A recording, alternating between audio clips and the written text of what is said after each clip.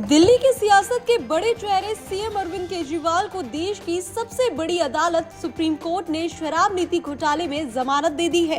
अरविंद केजरीवाल को जमानत मिलने के बाद आम आदमी पार्टी के नेताओं की खोई हुई मुस्कान मानो फिर से वापस लौट आई हो। वहीं केजरीवाल की जमानत पर उनके पार्टी के बड़े छोटे नेता बयान देकर देश की सियासत को गरमाने की कोशिश कर रहे हैं। जेल से निकलते ही सीएम केजरीवाल ने भी बीजेपी को आने वाले चुनाव के लिए खुली चुनौती दे दी है। केजरीवाल का कहना है कि अब मेरी ताकत 100 गुना हो गई है। इसके साथ ही केजरीवाल सरकार के मंत्री भी बीजेपी पर हमलावर हैं। संजय सिंह का कहना है कि बीजेपी का झूठ का पहाड़ ध्वस्त हो गया है।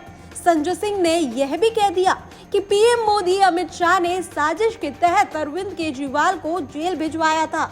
वही चुनाव सर पर है। ऐसे में आम आदमी पार्टी का कहना है कि अब केजरीवाल बाहर आ गए हैं और वो हरियाणा विधानसभा चुनाव में पार्टी के प्रचार अभियान की कमान संभालेंगे और पार्टी की रणनीति को जमीन पर उतारेंगे। केजरीवाल की रिहाई से बीजेपी और कांग्रेस की टेंशन बढ़ती दिख रही है। दरअसल हरियाणा में बीजेपी की 10 साल से सरकार है। कांग्रेस मुख्य विपक्षी दल है। अब तक दोनों ही पार्टियां चुनावी अभियान में दमखम दिखाती आ रही हैं।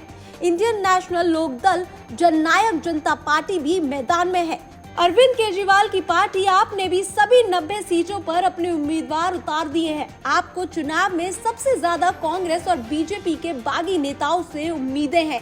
2019 से इतर इस बार आपने अपने संगठन का विस्तार भी कर लिया है और कई इलाकों में मजबूत पकड़ भी बनाई हुई है। हालांकि ये तो चुनाव नतीजों के बाद ही स्पष्ट होगा कि आपका विधानसभा चुनाव में कितना जादू चलता है। लेकिन अरविंद केजरीवाल की रिहाई ने पार्टी के नेताओं और कार्यकर्ताओं के चेहरे पर चमक बिखेर दी है।